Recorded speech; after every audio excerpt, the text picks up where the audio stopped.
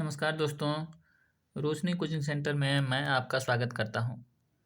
दोस्तों, आज मैं आप लोगों को एनसीईआरटी ईवीएस कक्षा 5 का रिवीजन करवाने वाला हूं। देखिए, क्लास 5 में कुल 22 चैप्टर है, जिसमें से 4 या 5 चैप्टर का रिवीजन आज करवाएंगे। तो चलिए स्टार्ट करते हैं। दोस्तों, पहला पाठ का नाम है कैसे पहचाना चींटी ने दोस्त को।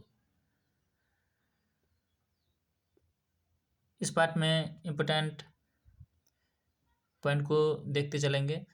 पहला बहुत ज़्यादा इम्पोर्टेंट पॉइंट है, जानवरों में देखने, सुनने, सूंघने और महसूस करने की शक्ति होती है। कोई जानवर मीलों दूर से शिकार को देख सकता है, तो कोई हल्की सी आहट को भी सुन लेता है। कोई जानवर अपने साथी को सूंघ कर ढूंढ लेता है। चींटियां चलते समय जमीन पर कुछ ऐसा गंध छोड़ती जाती है जिससे पीछे वाली चींटियों को रास्ता मिल जाता है। यानी उस सेंट को सूंघ करके पीछे वाली चींटी उसके पीछे पीछे आती रहती है। इसलिए चींटियों को हम लोग एक साथ कतार में जाते हुए देखते हैं। कुछ नर कीड़े मकोड़े अपनी मादा को गंध से ही पहचान लेते हैं। मच्छर भी हमारे शरीर की गंध से, खास करके पैर के तलवों की और हमारे शरीर की गर्मी से हमें ढूंढ लेता है।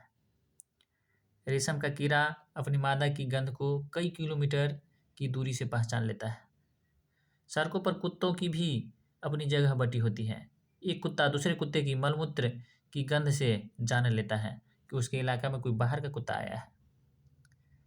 अक्सर हम किसी गंध से तब ज़्यादा परेशान होते हैं जब हमारा मन उसको गंदा मानता है। अगर हम मन बना ले तो वही गंध उतना परेशान नहीं करती है। पक्षियों की आंखें उनके सिर की दोनों तरफ होती है। ये एक ही समय में दो अलग अलग चीज़ों पर नज़र डाल सकती है। जब ये बिल्कुल सामने देखती है तो इनकी दोनों आंखें एक ही चीज़ों पर होती है। कई पक्षी अपनी गर्दन बहुत ज़्यादा हिलाते हैं, क्योंकि ज़्यादातर पक्षियों की आंखें घूम नहीं सकती है, तो वे अपनी गर्दन हिलाकर ही आसपास देखते रहते हैं। दोस्तों, ये पॉइंट बहुत ही ज़्यादा इम्पोर्टेंट है। यहाँ से बहुत बार सीटेट में क्वेश्चन बना हुआ है। चील, बाज और गिद्ध जैसे पक्षी हमसे 4 गुना ज़्यादा दूर से देख पाते हैं। जो चीज़ें हम 2 मीटर की दूरी से देख सकते हैं, वही चीज़ ये पक्षी चील, बाज और गिद्ध 8 मीटर की दूरी से देख सकते हैं। यानी मनुष्य की अपेक्षा चील, बाज और गिद्ध 4 गुना ज़्यादा दूरी तक देख सकता है।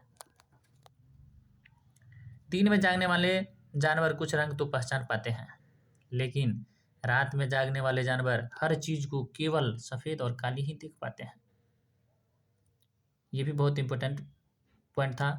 कुछ पक्षियों के कान दिखाई नहीं देते हैं। उनके बाहरी कान छोटे छोटे छेद जैसे होते हैं जो उनके पंखों से ढके रहते हैं। अगला पॉइंट है, सांप जमीन पर हुए कंपन को ही सुन पाता है। यानी कंपन को महसूस कर पाता है। सांप को कान नहीं होता है, वो सुन नहीं पाता है। पक्षी और जानवर अपने साथियों को आई मुसीबत का संदेश देने के लिए खास तरह की आवाज़ निकालते हैं। कुछ पक्षी अलग अलग आवाज़ें निकालते हैं, जैसे उड़कर आने वाले दुश्मन के लिए एक तरह की आवाज़, ज़मीन पर चलकर आने वाले दुश्मनों के लिए अलग तरह की आवाज़। सर्दियों के दिनों में अचानक ही छिपकलियाँ गुम हो जाती हैं। कुछ जानवर तूफान या भूकंप आने से कुछ समय पहले अजीब हरकत करने लगते हैं। जो लोग जंगल में रहते हैं और जानवरों के इस व्यवहार को समझते हैं, वे जान लेते हैं कि भूकंप आने वाला है या कुछ अनहोनी होने वाली है। सन 2004 दिसंबर में आए सुनामी से कुछ समय पहले जानवरों के अजीब व्यवहार और उनके द्वारा दी गई चेतावनी भरी आवाज़ों को अंडमान की खास आदिवासी जाति समझ गई और उन्होंने इलाका खाली कर दिया। डॉल्फिन भी अलग अलग तरह की आवाज़ें निकालती है और एक दूसरे से बातें करती है। वैज्ञानिकों का यह मानना है कि कई जानवरों की अपनी पूरी भाषा होती है। बहुत से जानवर किसी खास मौसम में लंबी गहरी नींद में चले जाते हैं, जैसे कि सर्दियों में अचानक ही छिपकलियां कहीं गुम हो जाती हैं। दोस्तों यहाँ से बहुत ही इम्पोर्टेंट क्वेश्चन बनता है जो बहुत बार सीटेट में आया है स्लॉथ के बारे में। ये भालू जैसा दिखता है लेकिन भालू नहीं है। ये दिन के करीब 17 घंटे पैरों से उल्टे लटक कर मस्ती में सोते हैं। ये जिस पेड़ पर रहते हैं उसी की पत्तियां खाकर पलते हैं। जब ये अपने पेड़ के सारे पत्ते खाकर खत्म कर देते हैं तब वो पास के पेड़ पर जाते हैं। लगभग 40 वर्ष के अपने पूरे जीवन काल में ये मुश्किल से 8 पैरों पर घूमने की तकलीफ उठाते हैं। ये सप्ताह में एक ही बार शौच के लिए नीचे उतरते हैं। अगला पॉइंट है गाय 4 घंटे सोती है। अजगर सांप बहुत सोता है, 18 घंटा सोता है ये। जिराफ केवल 2 घंटा सोता है। बिल्ली 12 घंटे सोती है। और ये बाघ भी इम्पोर्टेंट है, यहाँ से भी क्वेश्चन आता है। बाघ अंधेरे में हमसे 6 गुना बेहतर देख सकता है। बाघ की मूंछें हवा में हुए कंपन को भाप लेती है और उसे शिकार की बिल्कुल सही स्थिति का पता चल जाता है। इससे उन्हें अंधेरे में भी रास्ता ढूंढने में मदद मिलती है। बाघ अपने इलाके में मूत्र करके अपनी गंध छोड़ते जाते हैं। यह इलाका कई किलोमीटर बड़ा हो सकता है। एक बाघ किसी दूसरे बाघ के मूत्र की गंध को झट से पहचान लेता है। फिर उस इलाके में घुसना है या नहीं, यह तो उस बाघ की मर्जी पर है। बाघ मौके के अनुसार अपनी आवाज़ बदलता रहता है। गुस्से में अलग आवाज़ और बाघिन को बुलाना हो तो अलग आवाज़। कभी कराहना तो कभी गुर्राना। बाघ का गुर्राना 3 किलोमीटर दूर तक सुना जा सकता है। बाघ हवा में पत्तों के हिलने और शिकार के झाड़ियों में हिलने से हुई अंतर को भाप लेता है। बाघ के दोनों कान बाहर की आवाज़ इकट्ठा करने के लिए अलग अलग दिशाओं में बहुत ज़्यादा घूम भी जाते हैं। कुछ जानवरों को निम्न कारणों से मारा जाता है। हाथी को दांतों के लिए मारा जाता है। गैंडा को सींग के लिए मारा जाता है। शेर, मगरमच्छ और सांप को खाल के लिए मारा जाता है। कस्तूरी हिरण को थोड़ी सी खुशबू के लिए मारा जाता है। हमारे देश में बाघ और अन्य जानवरों की गिनती इतनी कम हो गई है कि इन्हें लुप्त हो जाने का खतरा है। हमारे देश की सरकार इन्हें बचाने के लिए बहुत से जंगलों को सुरक्षा दे रही है। जैसे उत्तराखंड में Jim Corbett national park, Rajasthan में केवलादेव और घाना नेशनल पार्क। इन जंगलों में जानवरों का शिकार करना मना है।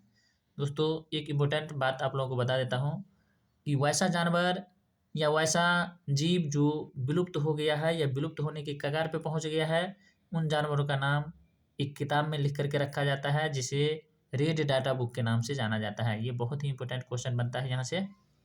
जो वैसा जीव या वैसा जंतु जो विलुप्त हो गया है या विलुप्त होने की कगार पे पहुँच गया है, उनका नाम रेड डाटा बुक में लिख करके रखा जाता है। इस तरह से पहला पार्ट खत्म हुआ। सेकंड नंबर पार्ट है कहानी सपेरों की। इस पार्ट से भी कुछ इंपॉर्टेंट क्वेश्चन बनता है जो सीटेट में बार बार देखने को मिलता है। पहला पॉइंट है कालबेलियां जो सांपों को अपनी बीन की धुन पर नचा सकते हैं। नागगुफन ऐसे डिजाइन या रंगोली, कढ़ाई और दीवारों को सजाने के लिए सौराष्ट्र, गुजरात और दक्षिण भारत में प्रयोग किए जाते हैं। यानी नागगुफन एक प्रकार का डिजाइन है। जैसे हम लोग रंगोली बनाते हैं, कढ़ाई करते हैं और दीवारों को सजाने के लिए चित्र बनाते हैं, उसी तरह से नागगुफन भी एक तरह का चित्र है जो सौराष्ट्र में, गुजरात में और दक्षिण भारत में प्रयोग किया जाता है। सपेरे अपने कंधों पर कामार जैसी पिटारी लटका कर रखते हैं और ये अपने सांप को बांस की टोकरी में रखते हैं। सांपों का नाच देख लेने के बाद भी लोग वही रुके रहते हैं। उन्हें पता होता है कि कालबेलिया के टीन के डब्बे में लोगों के कई रोगों की दवा होगी। ये सभी जड़ी बूटियाँ हम जंगल से इकट्ठी करते हैं। दवाइयों के बदले लोग इन्हें कभी अनाज दे देते हैं तो कभी पैसे। बस इसी तरह इनकी गुजर बसर हो जाती है। बीन, तुम्बा, खंजरी, ढोल के अलावा बाकी तीनों बाजे सूखी लौकी से बनाए जाते हैं। सांपों को मारने की बात तो दूर, ये तो कालबेलिया की पूंजी है जो अपनी आने वाली पीढ़ी को सौंपते हैं।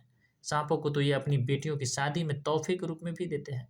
कालबेलिया नाच में भी सांप जैसी मुद्राएं होती है। अब सरकार ने कानून बना दिया है कि न कोई जंगली जानवरों को पकड़ सकता है और न ही उन्हें अपने पास रख सकता है। हमारे देश में पाए जाने वाले सांपों में केवल 4 तरह के ही जहरीले सांप हैं। यानी भारत में केवल 4 तरह के जहरीले सांप पाए जाते हैं। यहाँ से बहुत ही इंपॉर्टेंट क्वेश्चन बनता है और वह सांप कौन कौन सा है देखिए। नाग, करैत, दुबैया और अफाई। भारत में केवल नाग, करैत, दुबैया और अफाई ऐसा सांप है जिसके पास जहर है, और बाकी कोई भी सांप के पास जहर नहीं है। यानी जहरीला सांप केवल नाग, करैत, दुबैया और अफाई है। सांप जब किसी को काटता है तो उसके 2 खोखले जहर वाले दांतों से उस व्यक्ति के शरीर में जहर चला जाता है। इस जहर से बचने के लिए एक ही उपाय है कि जिस व्यक्ति को सांप ने काटा है उसे तुरंत जहर को खत्म करने वाली दवा, जिसका नाम है सीरम दी जाए। यह सीरम सांप के जहर से ही बनाया जाता है और सभी सरकारी स्वास्थ्य केंद्रों में मिलता है। इस तरह से सेकंड पार्ट भी कंप्लीट हुआ। अब थर्ड पार्ट को देखिए। थर्ड पार्ट का नाम है चखने से पचने तक। इस पार्ट से सीटेट में क्वेश्चन नहीं देखने को मिलता है, फिर भी देख लीजिए, जो इम्पोर्टेंट पॉइंट है उसको एक बार देख लेते हैं। खाने की चीज़ों का स्वाद हम जीभ से चखकर या नाक से सूंघकर कर सकते हैं। खट्टी इमली का नाम सुनते ही मुंह में पानी आ जाता है। खाना धीरे धीरे खाना चाहिए, ठीक से चबाकर 20-25 बार, तभी खाना अच्छे से पचेगा। हमारे मुंह में लार भोजन पचाने में सहायता करता है। जब हमें भूख लगती है तो देखिए, बच्चों का क्या कहना है। एक बच्चा कह रहा है जब हमें भूख लगती है तो सिर दर्द होने लगता है। दूसरा बच्चा कह रहा है जब मुझे भूख लगती है तो गुस्सा आने लगता है। एक छोटी सी बच्ची है, ये कह रही है जब मुझे भूख लगता है तो मैं थका थका महसूस करता हूँ। और ये लड़की जो लास्ट में है, ये बोल रही है मेरी बहन को भूख लगती है तो ये रोने लगती है। और एक कुत्ता भी है, ये कह रहा है मुझे भूख लगता है तो मैं भी रोता हूँ। अगला पॉइंट है, नीतू को पूरा दिन लगातार उल्टी होती रही, साथ में दस्त भी लग गए थे। उनके पिताजी ने उसे पानी में नमक और चीनी का घोल पीने के लिए दिया। शाम को डॉक्टर के पास ले जाने के लिए वह बिस्तर से उठी तो चक्कर खाकर गिर पड़ी। वे उसे गोद में उठाकर डॉक्टर के पास ले गए। डॉक्टर ने नीतू को अस्पताल में भर्ती होने को कहा, ग्लूकोज भी चढ़ाने के लिए कहा। खाना और पानी शरीर में न रुकने की वजह से शरीर में कमजोरी हो गई थी, पेट खराब हो गया था। ग्लूकोज चढ़ने से बिना खाए पिए जल्दी ताकत मिल जाएगी और हिम्मत भी। ग्लूकोज शुगर के रूप में हमारे शरीर में ताकत देता है।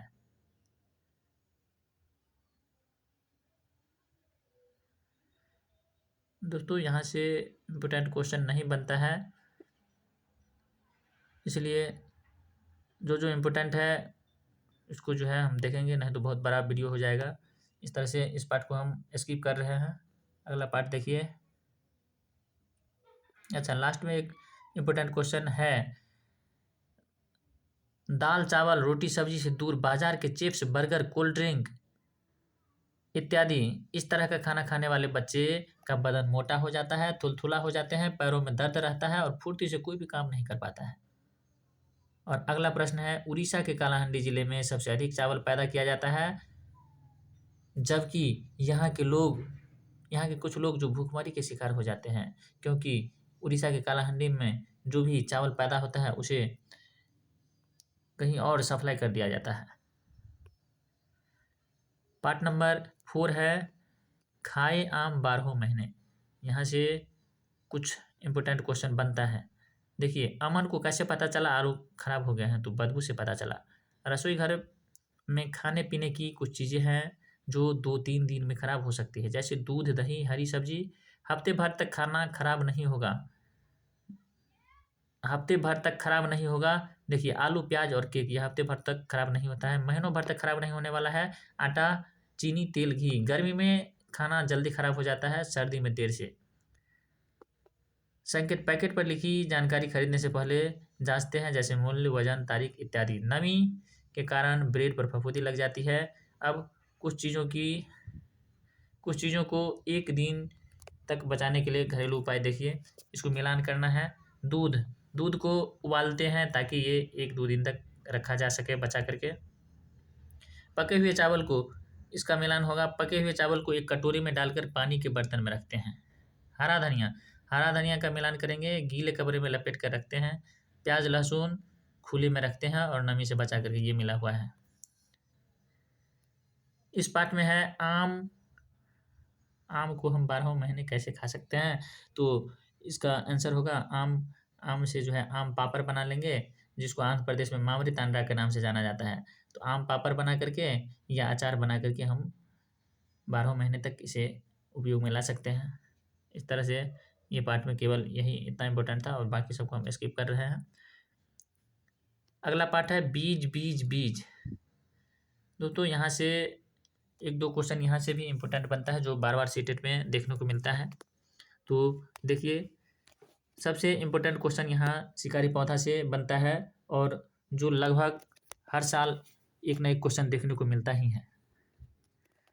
शिकारी पौधे, कुछ ऐसे पौधे भी होते हैं जो चूहों, मेढकों, कीड़े मकोड़े और छोटे जीवों का शिकार करते हैं। इन्हें निपेंथिस भी कहा जाता है और कीट भक्षी तथा पीचर प्लांट भी कहते हैं। ये पौधा बहुत ज़्यादा मशहूर है और यह ऑस्ट्रेलिया, इंडोनेशिया और भारत के मेघालय राज्य में पाया जाता है। यहाँ से क्वेश्चन बनता है, जो शिकारी पौधे जिसे निपेंथिस कहा जाता है या घटपर्णी पौधा कहा जाता है या पीचर प्लांट कहा जाता है या कीट भक्षी पौधा कहा जाता है, ये कहाँ पाए जाते हैं? तो ऑस्ट्रेलिया और इंडोनेशिया और भारत के मेघालय राज्य में पाया जाता है। इसका आकार लंबे घड़ा जैसा होता है, इसलिए इसे पीचर प्लांट भी कहते हैं। जिसके ऊपर पत्ती का ढक्कन लगा होता है। घरे से खास खुशबू निकलती है जिसकी वजह से कीड़े खींचे चले आते हैं। यानी घड़ा के आकार का जो होता है, घड़ा जैसा आकार जो होता है उसमें से खास खुशबू निकलती है और ये कीड़ा मकोड़ा, चूहा, मेढक इन सबको लुभाता है। और जब ये कीड़ा मकोड़ा, चूहा, मेढक इस घड़ा जैसा शेप में अंदर घुसता है तो ऊपर से उसका ढक्कन जो पत्ती जैसा रहता है वो बंद हो जाता है। इस तरह से ये शिकारी पौधा कीड़ा मकोड़ा, चूहा को अपना जो है भोजन बना लेता है। और ये पौधा चूहा, मेढक, कीड़ा मकोड़ा को इसलिए खाता है ताकि इसको नाइट्रोजन मिल सके, क्योंकि यहाँ के ज़मीन में नाइट्रोजन नहीं पाया जाता है। नाइट्रोजन की आपूर्ति के लिए ही ये पौधे इन छोटे जीवों को, चूहा, मेढक, कीड़ा मकोड़े आदि को शिकार के रूप में यानी भोजन के रूप में खाता है। अगला पॉइंट है स्विट्जरलैंड में वेलक्रो की घटना। तो वेलक्रो की खोज जॉर्ज मैस्टल नाम के मनोवैज्ञानिक ने किया था, जो स्विट्जरलैंड का रहने वाला था और 1948 ईस्वी में किया था।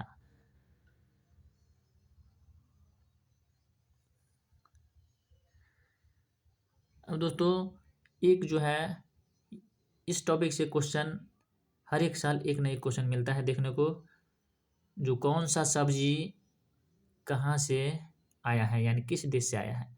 तो दक्षिण अमेरिका से मिर्ची और टमाटर आया है। अफ्रीका से कॉफ़ी और भिंडी आया है। यूरोप से गोभी और मटर आया है। असम से चाय आया है। चीन से सोयाबीन आया है। और बैगन, मूली, सेम, करेला, आम, संतरा, बेर, केला, परवल, टिंडा और मेथी, ये सब जो है हमारे देश भारत में ही इसका खोज हुआ है। तो आप लोगों को याद रखना है, मिर्ची और टमाटर दक्षिण अमेरिका से आया है, कॉफ़ी और भिंडी अफ्रीका से आया है, गोभी और मटर यूरोप से आया है, चाय असम में यानी भारत में ही उगता है, सोयाबीन चीन से आया है और बाकी जितना भी है सब हमारे देश में ही इसका खोज हुआ है। इस तरह से 5वां चैप्टर खत्म हुआ। अब 6ठा चैप्टर है बूंद बूंद दरिया दरिया। तो दोस्तों, यहाँ से बहुत ही इम्पोर्टेंट क्वेश्चन बनता है, जो घरसीसर क्या है। तो घरसीसर एक तालाब है जिसको जैसलमेर यानी राजस्थान के जैसलमेर ज़िले में ये घरसीसर तालाब है और इसे राजा घरसी ने बनाया था और उसी के नाम पे घरसीसर पड़ गया तालाब का नाम। ये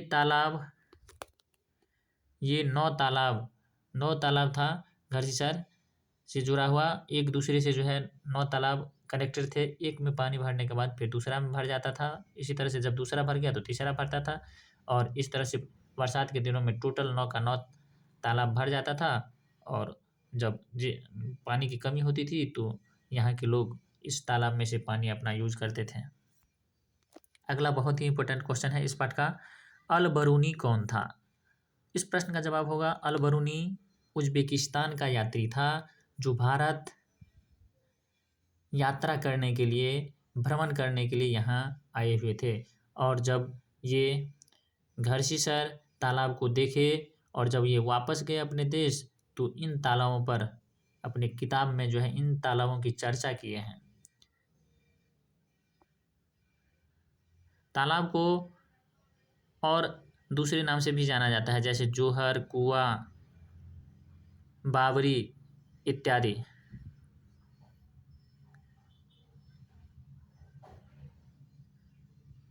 दोस्तों, पानी से जुड़ी हुई इस पाठ से और एक इम्पोर्टेंट क्वेश्चन बनता है, तरुण भारत संघ क्या है?